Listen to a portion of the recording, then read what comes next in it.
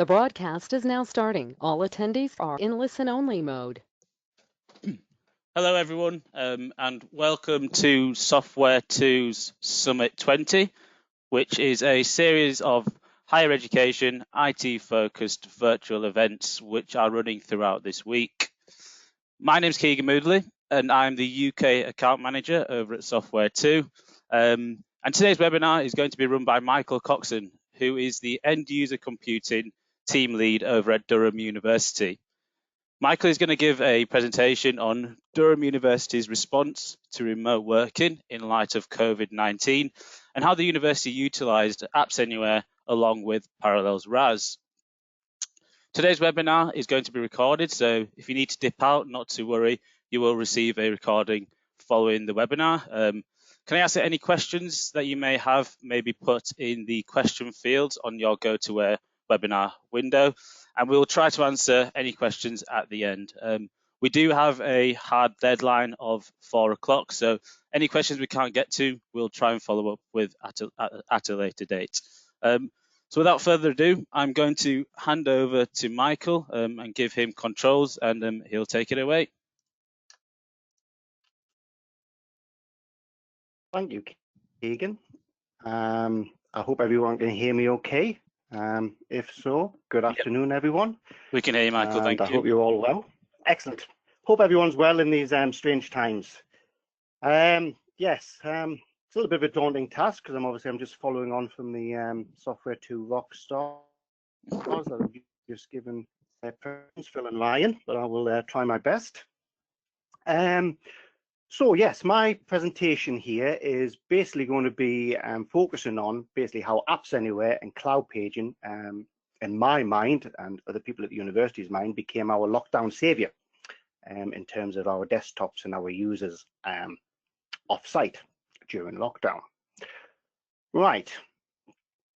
Okay. So what I'm also going to do is I'm going to talk about how we dealt with the lockdown situation. I'm going to share some of the tips that we did with CloudPaging and Parallels and AppsAnywhere. And as Keegan said, there'll be some questions at the end. By all means, if you think what I've done is wrong, let me know. If you think I could have done it better, or if you have any alternative suggestions, please let me know. I'm always interested in feedback. Right. Okay, so just a little bit of history, and I'm not going to go on too much about this, but just the situation that we were in before lockdown. I also have to point out here as well that I am using the new university's slideshow template here. So some of the slide graphics here aren't necessarily IT related. I've just picked on the standard images. So this is obviously a situation before lockdown. As you can see, you've got a bunch of students there not observing social distance, which they didn't have to before lockdown. Okay, situation right. Good stuff. What we had is we've had AppsAnywhere for a number of years, and we got 600 applications published on AppsAnywhere, primarily CloudPaging applications, and those applications can be accessed on managed machines, off-site and on-site. Some of you may have seen my presentation about a couple of years ago where we talked about our introduction of Parallels. So yes, we did have 12 parallel servers with 500 concurrent licenses, and our parallel system was really designed for the BYOD devices. Out of those 12 parallel servers, we had 10 for general apps, and if anyone is using Parallels, they'll probably be aware that you have to do certain settings for Java apps, which don't necessarily look good. It's cosmetic features, font smoothing. So we had 2 servers set aside just for Java apps only. And we had approximately about 200 applications available via Parallels, primarily CloudPaging applications. And these are applications that have been sort of like requested by users, staff and students. And our current usage up until before lockdown was around about 100 concurrent usages per day. So it wasn't excessively used, but a lot of that was down to really poor communications from us within CIS. But all that's about to change. What else? Okay, well, the bad stuff. So situation before lockdown, VPN. So we do have a limited VPN solution at the university, but really it's only used by CIS staff and maybe a handful of users outside of CIS. And it was quite complicated to set up, and it was a user-based system. So it was far from ideal. We had limited Azure config. Our only real presence in sort of like Microsoft Cloud really was for sort of like logging into email accounts. So we had account information in there, but we had nothing really in terms of machine and Azure Active Directory. So what this basically means, this is the real bad point, is we had no real way of managing our machines off-site, our Windows machines off-site. Because obviously prior to lockdown, all of our machines would touch on site at some point. They would get group policies applied to them. They would get the SCCM stuff applied to them, you know, and they would regularly be refreshed. But this was all about change. And that's what I'm going to touch on to next. And then just following on the good, the bad, here's the ugly. And I didn't think of anything ugly, so I just thought I'd throw a picture of myself in there. Okay, start of lockdown. Right, so this is when things started getting interesting. And this is another standard university slide here. And I don't know if that student there is trying to find the cure to the virus, but she looks hard at work anyway. Okay, so what did we do at the start of lockdown? Right, so we had a major promotion on AppsAnywhere as a service. So although we've been using AppsAnywhere for like over 5 years here at the university, it's grown over those 5 years. Its initial usage really was just to provide applications to manage machines, generally the teaching machines really. So the users were used to logging onto the teaching classrooms. They saw the AppsAnywhere portal pop up. They would launch CloudPaging applications and away they would go. And then over time, staff got it. And a couple of years ago, we introduced sort of like Parallels, which is really for the BYOD. And we have been somewhat lax in promoting the Parallel side of it. Users were picking up on it. As I say, the usage was growing. But with the start of lockdown, this is where we really needed to start using it to access applications off-site. I mean, Durham University, I think, was one of the first UK universities to sort of like close its doors, really. It was on the news that Durham University was doing this, basically because we had the confidence we could deliver the applications and online studies and so on and so forth. So what we did is we used the banner system within AppsAnywhere quite heavily. Up until this point here, we hadn't really used the banners extensively in AppsAnywhere. But as soon as lockdown came on, we were advertising stuff with the banners, not just necessarily with relation to AppsAnywhere and Parallels. It was relating to other services that we were introducing. And I'll touch on them a little bit later when I flip over to web page. Okay, so lockdown occurred. A lot of our users, probably a couple of thousand users, had laptops and they took their managed laptops home. But a lot of users had desktops. And fortunately, we were in a state where our supplier, sorry, I should just go back a step there. Our supplier can image our machines at the factory. So they do have a distribution point, an SCCM distribution point there. And they can image the machines there. And they've been doing this for probably about 12 months or so, maybe longer. But of course, what generally happens is those machines would normally arrive on site. The field teams would then sort of like assign it to a user. They would rename it. The user would be on site. They would log in. They would get the group policies. This wasn't happening. And we had to quickly think of a way around this. So what we did is we altered our task sequence at our suppliers because basically when these machines are at home, we got no access to Active Directory. So we created a local user account on the machines, and our suppliers was delivering, and they delivered around about, over the period of the 3 months, 500, maybe more laptops now have been delivered out to our users. And the users initially, what they were doing is they were logging on with this local account. They had to change the password at first log on. And they were kind of using the machine, and it was sort of like our managed machine, but it wasn't really. It had AppsAnywhere on, it had certain applications on there, and of course they could log into AppsAnywhere and CloudPage applications to it. But what they couldn't really do is access university resources on there. And again, I'll touch on to that. And what some of the users were doing is they were accessing our Parallels stuff. So basically 1 week into lockdown, what became apparent is our 12 Parallel servers that we've been living with sort of like for 12 months or more wasn't enough. We were really getting a big hit on the Parallel system. So we created 8 new Parallels, which to give us a total of 20. Now, it had been a year or so since we actually created one of the Parallels remote servers. And one thing I was really surprised of was actually the ease of creation of just sparking up a new Parallel server. Build a server, 2019, joined it into the OU, rebooted a couple of times for some group policies and some SCCM stuff to be applied to it. And pretty much that was it. It was ready to go. Just needed to add it into the Parallels console, and that was it. And we also noticed our usage was ramping up on the Parallel system to around about 400 plus concurrent per day. Now, if you remember what I said before, we only had a maximum of 500 concurrent licenses. This had always been something playing on the back of my mind.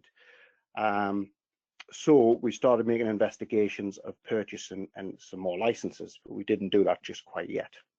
And also during that first week of lockdown, there was a lot of performance tweaks that we were doing because the service really now was being hammered. And this is the Parallel system that I'm talking about. Just to give you an idea of some of those tweaks that we did. So I mentioned before that we only had 2 Java servers. So what we did out of the extra 2 servers that we built, we assigned 4 servers to the Java applications. Because it's actually surprising how many applications run Java, SPSS being one of them. You know, you don't think of it being a Java application, but it relies on Java to run. So it was locked down to one of those 2 unique Parallel servers. So just basically to help the load spread out for the Java apps, we did create an extra 2 more. We also had some ArcGIS deadlines occurring. So a lot of people were doing ArcGIS. So we quickly sort of like played around within Parallels, and we set a pool of Parallel servers just to deal with ArcGIS and tied them off to that. Some other tweaks that we did, memory and CPU. So in terms of the VM, because all of these were running on VM, we gave some extra memories and CPU to help cope with demand. Something that had been annoying me for a little while was to do with idle sessions. I noticed idle sessions weren't terminating correctly in our Parallel system. Again, that was just down to a misconfiguration that I had. Tweaked that. And we also hadn't used scheduled tasks within Parallels, and I'll touch on them in a little bit as well. So we started scheduling drains and reboots once a week, and that helped keep the system fresh. So 2 weeks into lockdown, we hit a problem. Our first big problem in lockdown, in that a whole bunch of our laptop users out there at home had a time syncing problem. Now, we're still not 100% sure why this was. It was about 50% of our laptops out there had this particular issue. And of course, if the clock wasn't synced correctly, it does create login issues and stuff like that. And this also coincided, obviously, with the clocks changing. So some of the machines, the clocks changed fine, some of them didn't. Now, what we believe the issue was is when the machines are normally on site, they tend to synchronize with the domain controllers, and everything's fine. When the machines are off site, we are believe, we're under the impression that the machine then reverts back down to sort of like the local BIOS time for time synchronization. And this is to do with sort of like changing the clock for British summertime and so on and so forth. So some of the machines changed it fine, even though they couldn't contact our time servers, and some of them didn't. And what we noticed on the ones that didn't, they did have a different BIOS time to the other ones. So we had a problem. We had 2,500 laptops out there. Half of them basically had the wrong time. And these users don't have admin rights to the machine. So how are we going to get these machines to talk off to Microsoft to synchronize the time? Because it needed elevated privileges. And we came up with the idea of packaging something up within CloudPaging, publishing it on AppsAnywhere, and basically it runs a custom app event that runs a system that just runs a simple PowerShell, or it could have been a batch file, I can't remember now, that just basically says, right, set your time sync, instead of our domain controllers, go off to Microsoft. And that worked really well. And it got us around this particular issue and start us thinking that, okay, although we can't manage our machines offsite, we can by basically publishing CloudPaging applications, which would normally not be intrusive on the machine, but we'll create these custom app events that can actually start doing things on the machine for us. And then we do start utilizing that more as time goes on. And second week into lockdown, we did max out our 500 licenses, got in touch with Software 2, took about a day, 500 more licenses whacked on there. So we got a total of 1,000 licenses, which has covered us so far during lockdown. Well, and then 3 weeks into lockdown, because obviously we're using in excess of 500 users, we need more parallel servers. So we added another 10 into there to give us 30 in total. Out of those extra 10, 2 of those servers were for specialist financial applications. So I don't know what other institutions are like, but we have a lot of legacy corporate applications here, which are quite vital to the running of the business. And those legacy applications, you know, they're really only designed to run on site. So we had to get a way of getting these financial applications working. So we cooked up a method, and we restricted 2 extra parallel servers that were only going to be for the financial users. Now, when we have published applications before using AppsAnywhere, we do restrict them to user groups. They can either be out to everybody, or they can have restrictions in AppsAnywhere restrictions. But with this financial stuff, they really wanted us to be more secure on that. And what had also been in the back of my mind is I was aware with our sort of like parallel systems, it was kind of like a little bit of a back door in that if anyone sort of like kind of registered the application to point to our parallel systems, they did tend to see all of our applications that were published. Because at that point in time, I hadn't actually used filtering within Parallels itself. So at this point here, we started using filtering. So what I'll do here is I'm just going to break out of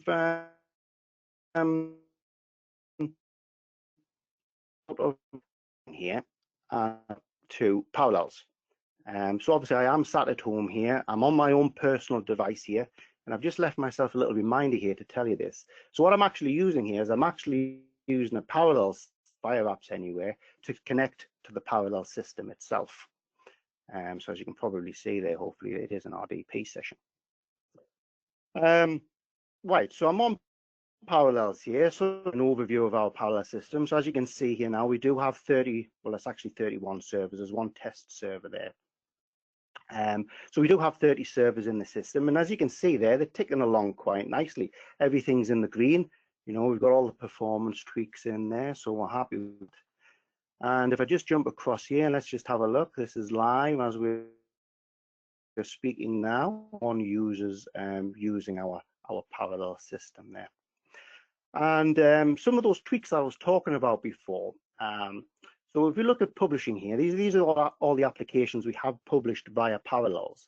And those of you that use Parallels will realize all the CloudPaging apps all kind of just hook off one particular application, which is AppsAnywhere. So that's why it doesn't look as if I've got 600 applications here.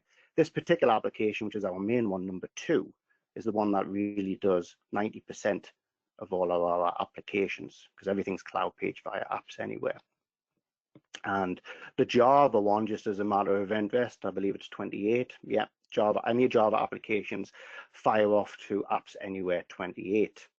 And if I look further down, this is the financial stuff that I'm talking about. Now, if you look at the AppsAnywhere applications, when you look at filtering, there's no filtering applied to our AppsAnywhere applications. All the restrictions that we do are kind of through AppsAnywhere itself and the restrictions that you do when you provision your application. But we wanted more restrictions when we came to our financials applications. And that's when we started applying filtering within Parallels itself. And this kind of closed off the back door. Now, when I'm talking about the back door, if I just minimize this here, I just folded my desktop, my messy desktop, I'm afraid.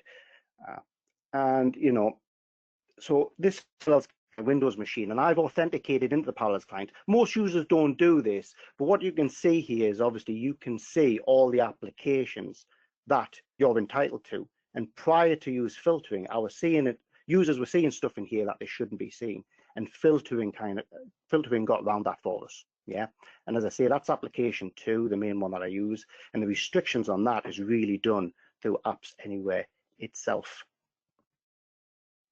Those other tweaks I was talking about as well, that we hadn't done.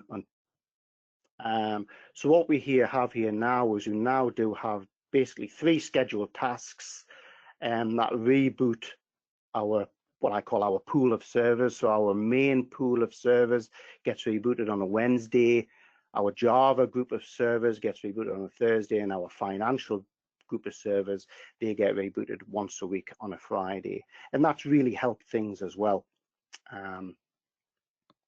So I hope that explains a few things that we certainly weren't aware of and hadn't implemented up until lockdown, even though we had been using Parallels for quite some time. I've talked a little bit there about sort of where and how we publish our applications here. So I'm just going to go into the admin side of our AppsAnywhere system here, just to give you a little bit of an overview.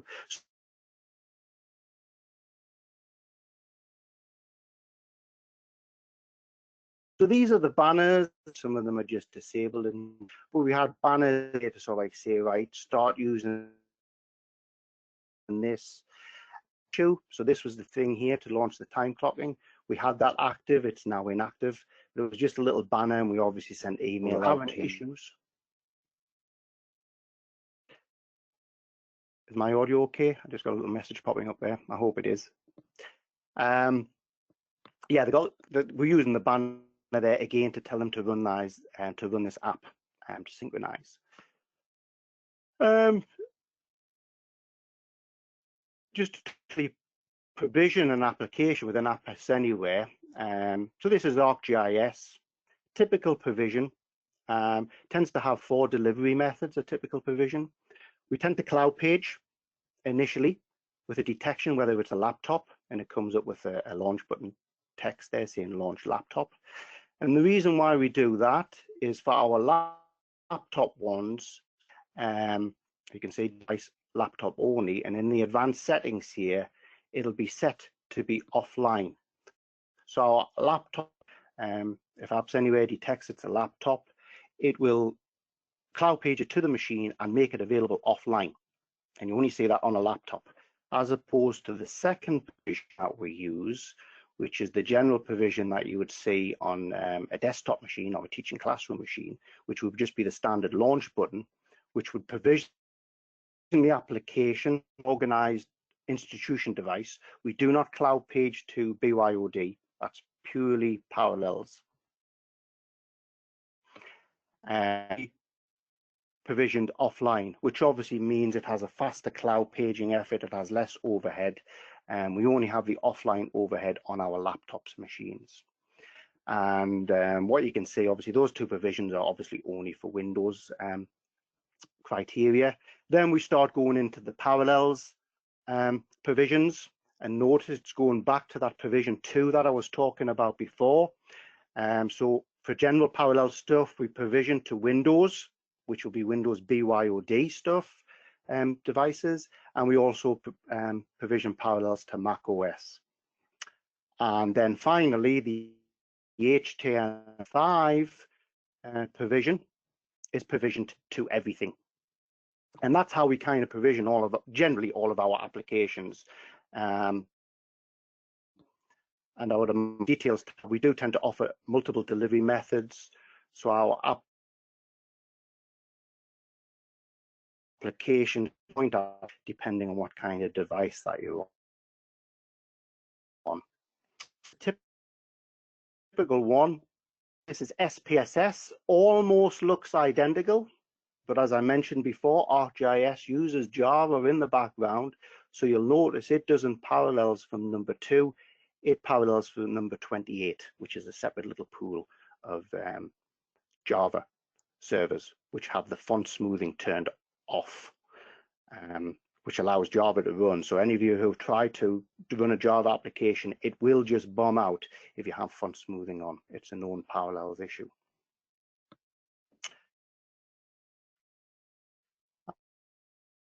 How we provision thing, well, obviously we have 3 banners as of the moment. Okay. One other thing with the HTML5, one other tweak that we did, and it was actually suggested to us by a user that we hadn't thought of. So on the parallel servers, we hadn't tweaked any of the performance options, you know, the general Windows performance options for best performance. So you had the simple things like the maximize and minimize animations and stuff. And that was a bit more noticeable on any HTML5 clients. And one of the users suggested this, and it was just a no-brainer. Once they suggested that, we set a group policy to turn that off across all of our parallel servers. No one really notices whether those minimize and maximize animations, etc., are on. And that, for the HTML5 clients, has really improved it. And another thing is we had a fancy log-on screen with a lot of colors. We changed that on our parallel servers as well. So a couple more tweaks that we did ongoing during lockdown. Hey, mid-lockdown, we did, another team came up with an always-on VPN solution, which is basically using Microsoft's always-on VPN solution. So that was great. It took a few weeks to get it created and tested, and now we have the same problem. How do we get this always-on VPN solution out to these 2,500 plus laptops that are out there that we can't manage? And of course, CloudPaging was the solution. And Mike, who I think is probably listening in here, cooked this all up and basically did a custom app event within CloudPaged. It took many goes, and that was really basically because we didn't have the installer right for the VPN. But then ultimately, once we were happy with it, we could tell our users to launch basically the icon on AppsAnywhere. What it would do is it would CloudPage down onto the machine, the installer for the VPN, which contains certificates. It was very complex to do off-site and without being able to talk to our domain. But basically would run it, elevated, using a custom app event. And to the user, once they'd done all of that, they then now had an always-on machine-based VPN, which really sort of set the scene to where we are now. At the same time, because people were starting to get this always-on VPN, they were starting to log on. We could now tell them to log on with their domain accounts. So prior to that, I think I did mention that they were just using a local account that we created on the machine. What I should have mentioned as well is when they were using that local account, they obviously had difficulty accessing university resources, such as network drives, certain web pages that were only available on site. So this is where they were using Parallels heavily. We've got various publications on the AppsAnywhere called Durham File Explorer, which is just basically a Parallels version of Windows Explorer. but maps your J drive and your S drive and your Z drive. We have Durham Internet Explorer, which is just basically Internet Explorer that's running on site to allow you to access web pages that we deem only available to be on site. And there was a few other things like that. But obviously with this introduction of always on VPN, these became unnecessary. But we had to get users to log on with their true domain accounts. And what we had realized, or hadn't realized, I should say, is there was a few other group policies that wasn't being applied at our vendor when they were imaging it at the factory on the distribution point. So again, how we applied those group policies or the registry settings is we did another CloudPaging application that kind of hard fixed those registry keys onto the machine, and then everything was kind of like cooking really with the always on VPN. Also during mid-lockdown, during all of this time, we're getting more and more requests into the team. Why is this not available on Parallels? Why is that not available on Parallels? So we started off with around about 200 applications. We now have well over 400 applications provisioned via Parallels. There was no real effort, certainly by the desktop team, to provision those extra applications. It was just obviously tweaking those provision settings within AppsAnywhere itself. The only thing that we had to do was we just had to verify it was all legally okay with the licensing details. That was the hard part, and it always is the hard part, getting the license details right. But the vast majority were fine, and yeah, so we're now well over 400 applications provisioned via Parallels. Of course, if you are on a managed machine, you do see more because they may be CloudPaging directly to the managed machine.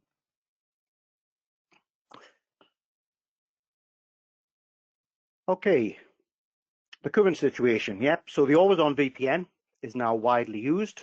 I would say 90% or almost, approaching 100% of users are now using the always on VPN.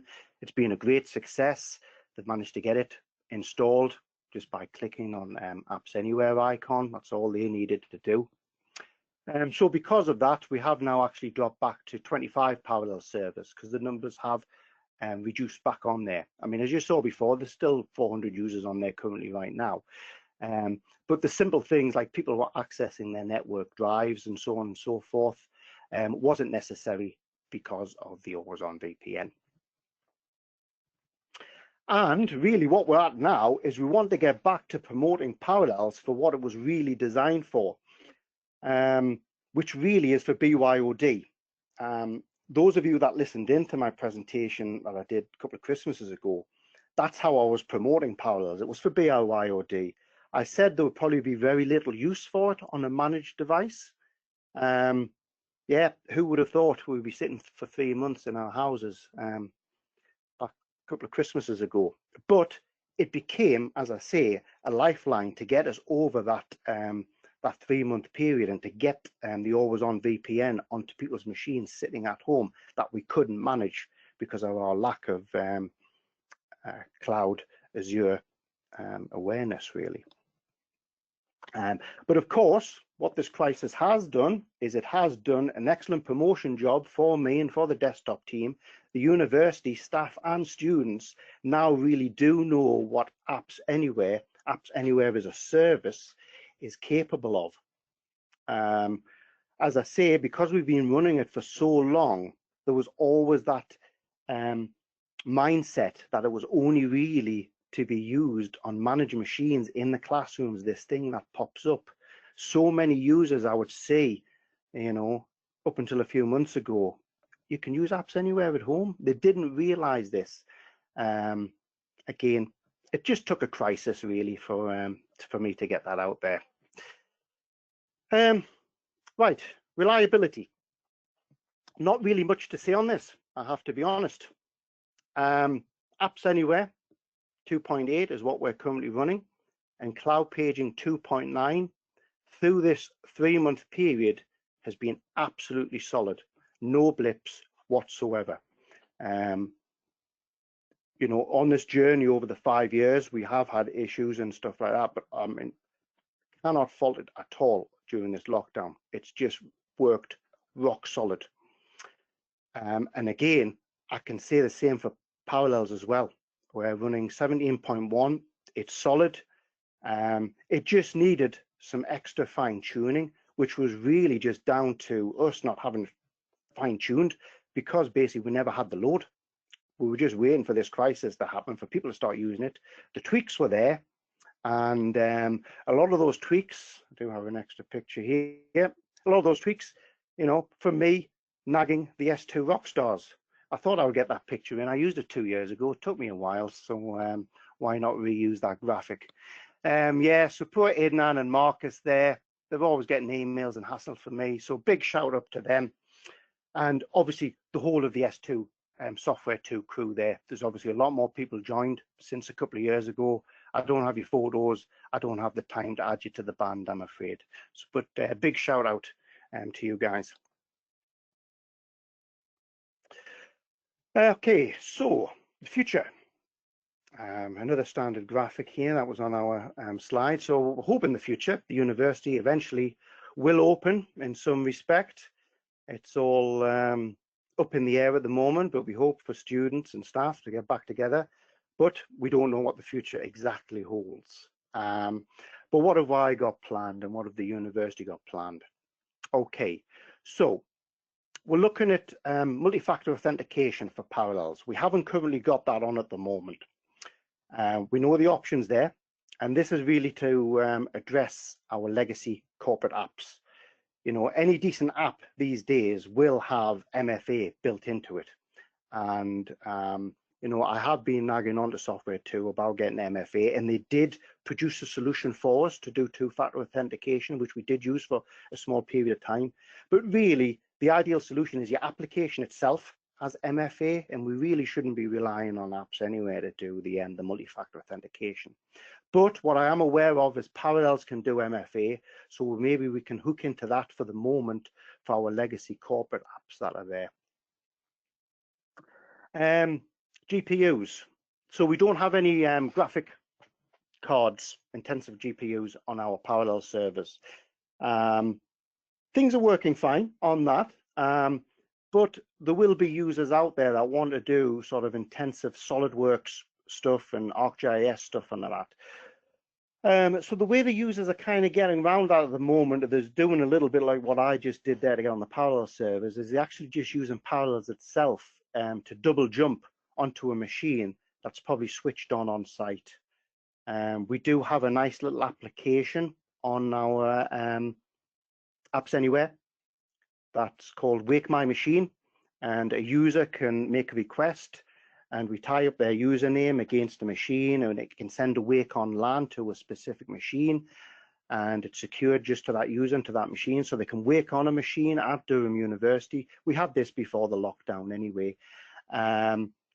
You know, and then they can use RDP via Parallels and to do what I call a double jump. But really, I want to kind of avoid this double jump scenario, because if you're jumping onto a desktop that's in somebody's office or whatever, there's always an issue that wake on LAN may not work. The electricity might be down. It could be in a funny state, whatever. So really want to get a bit more bump there on our parallel servers and get some GPUs on there to avoid this double jump scenario. Touching on from the previous presentation there, we want to move quickly to AppsAnywhere 2.9. We currently have a test system in place, and I can vouch for what Ryan said there. It is very simple to set up, and I'll just get what the ACC wizard is all basically had to do. I like that ACC wizard, Ryan, I have to say. It had that very retro feel to it. It almost felt like I was using a BBC Micro. So a big shout out there. I don't know if you did that deliberately for me, but yeah, I like it. I like the thing. Very simple. Put in a couple of IP addresses, set up SSH, bing, bang, boom. That's the virtual appliance up and running. We currently have 4 AppsAnywhere servers. Hopefully knock that down to 2 maybe once we've got these virtual appliances. I just want the other thing there. Ryan had mentioned about IE. On our managing machines, IE is still our default browser. and probably if it wasn't for lockdown, we would have moved our default browser to be Edge Chromium. But that hasn't quite happened yet. We've got all the things in place. So I think Ryan and Software 2 will be happy. Maybe we're the only people still using IA, I don't know. But yeah, again, that's going to improve our performance as well by getting onto Edge Chromium and getting off IA. I haven't flagged that under our future plans, but it is. CloudPaging 9.3, again, we're getting that set up in our test environment. All the benefits that brings. Pre-caching, I think, is some improvements on that. Analytics, we still don't have analytics for Software 2, and I have been talking to Phil about that, and we have things sort of like preliminary set up for that, but things have been quite busy. But yeah, because we obviously have a lot of users, now we're not just talking about managed users, we've got users from all around the world on various different devices. We really want to get analytics in place so we can really drill down and find out how people are accessing our AppsAnywhere system. So yeah, we have that on our roadmap. There's a little bit blue sky option, but we are thinking maybe reducing our open access rooms. So we have teaching classrooms, and I'm not talking about the dedicated teaching classrooms. Like most institutions, you probably have classrooms that are just drop-in classrooms. They're not bookable. Things in the library, you know, we've got like a couple of floors and they're just 100 PCs that students can just go in, but they're not used for teaching. We've got these dotted all around the university, you know, and things like, you know, this lockdown scenario is getting us thinking, how often are they going to get used going forward, even after lockdown? Do we really need them now? You know, the students all turn up generally with some sort of mobile device, be it a Windows or Apple device. These open access rooms, their purpose beforehand was really to just allow the students easy access to our teaching software outside of a classroom.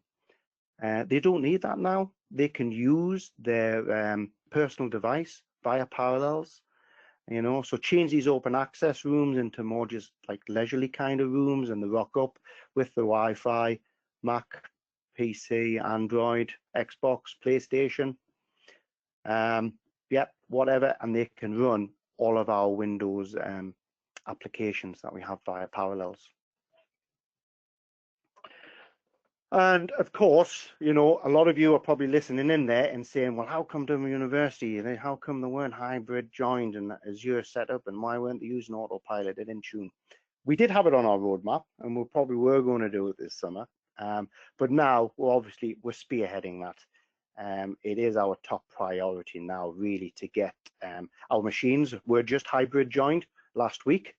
But of course, think about that, all these 2,500 machines that were sitting off-site.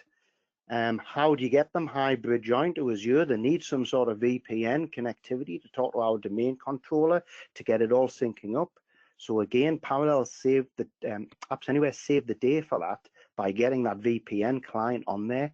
And now we have a high percentage of those laptops sitting at home that are now hybrid joined, and that was just done last week. We will be looking at Autopilot, so this kind of legacy method that we're using to image our machines using SCCM. We're going to get Autopilot.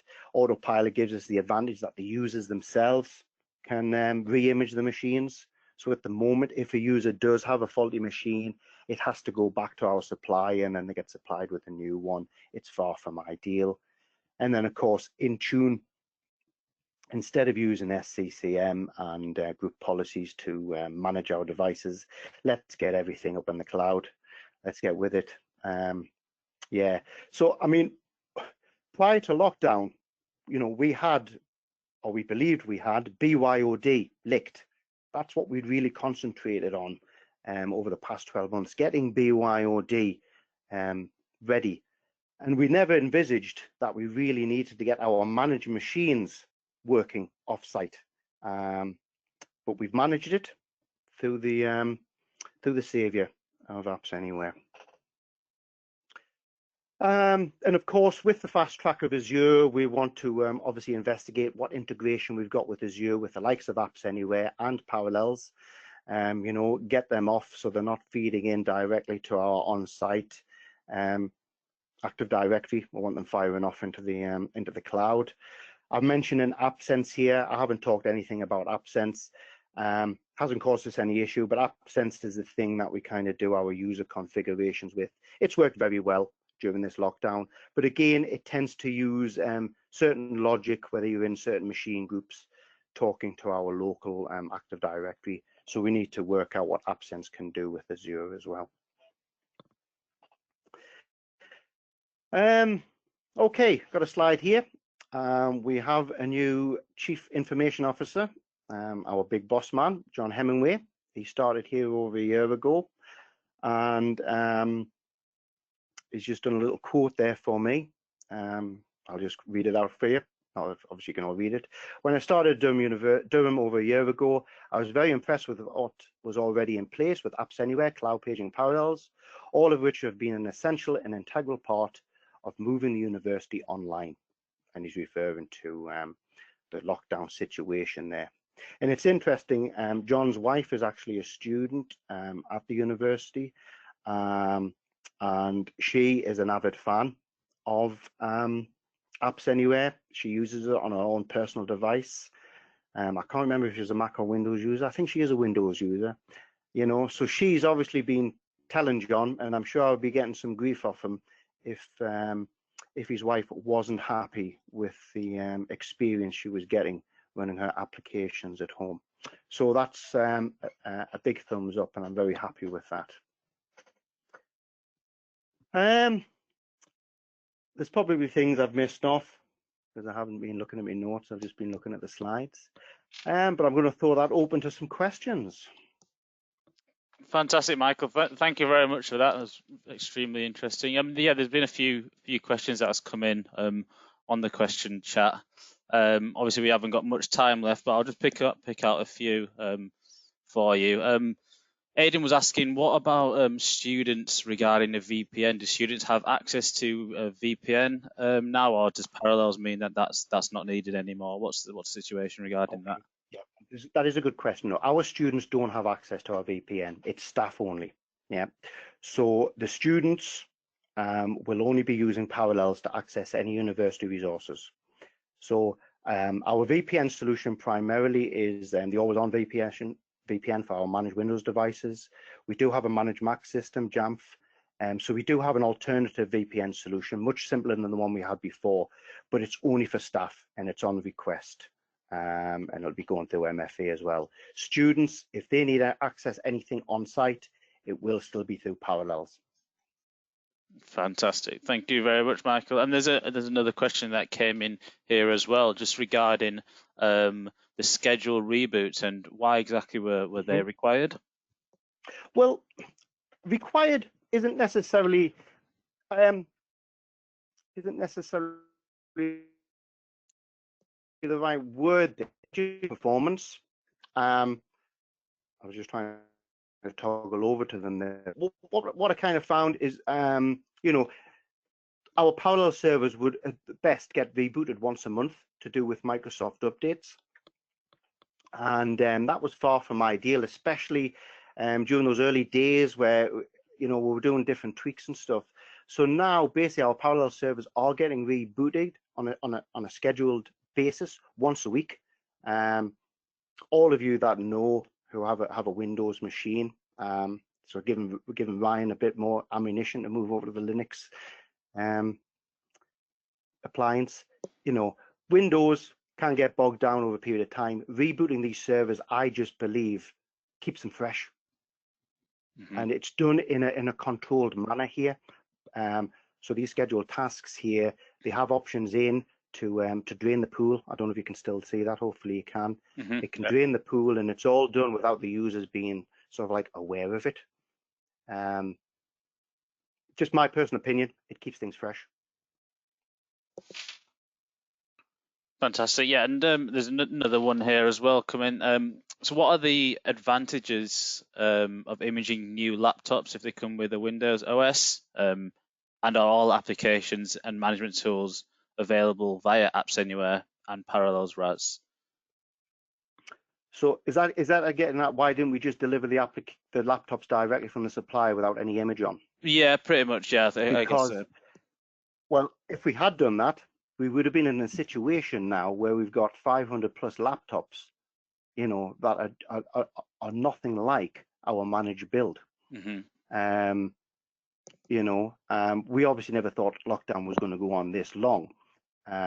We just saw it as a way of getting users onto. So part of our task sequence is it drops on Office onto the machine, it drops on the antivirus software on the machine, it drops on CloudPaging, it drops on the AppsAnywhere agent, it drops on the SCCM agent, obviously, and a few other things. So those machines being imaged by our supplier were almost, you know, well, they were our managed build. Mm-hmm. It just happened the fact that we couldn't get the users to log on with their domain accounts at that particular point in time. Mm-hmm. What I have failed to mention there is our task sequence now. Anything that's being imaged by our supplier now, that VPN always on client is bundled into that task sequence now, so the users don't have to kick that off. So the users now, when they actually receive a machine from our supplier, they can log on. As long as they've connected up to the Wi-Fi, they can log on with their domain account now. Fantastic. But that's the situation. Yeah, I think we would have been in a bad situation if we just let them have, you know, it would have just been a standalone Windows machine with AppsAnywhere on it. Would have literally been a BYOD. Mm-hmm. Yeah. And just going back to the VPN, Michael, so staff, I know that although students don't have access to a VPN, what VPN solution are you using for staff PCs? Or is that so the through staff Parallels? So the staff PCs is so the always on is Microsoft's always on. Right. We branded it MDS Remote, and it's let me just have a look. So I'm gonna it's Microsoft's always on the 2019 RAS server. Fantastic. That's what we're using for the always on solution.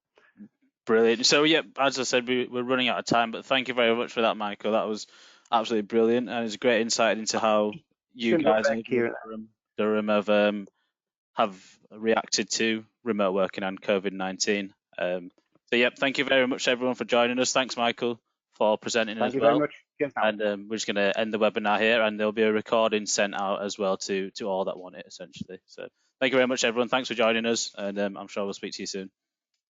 Cheers now. Bye-bye. Bye-bye.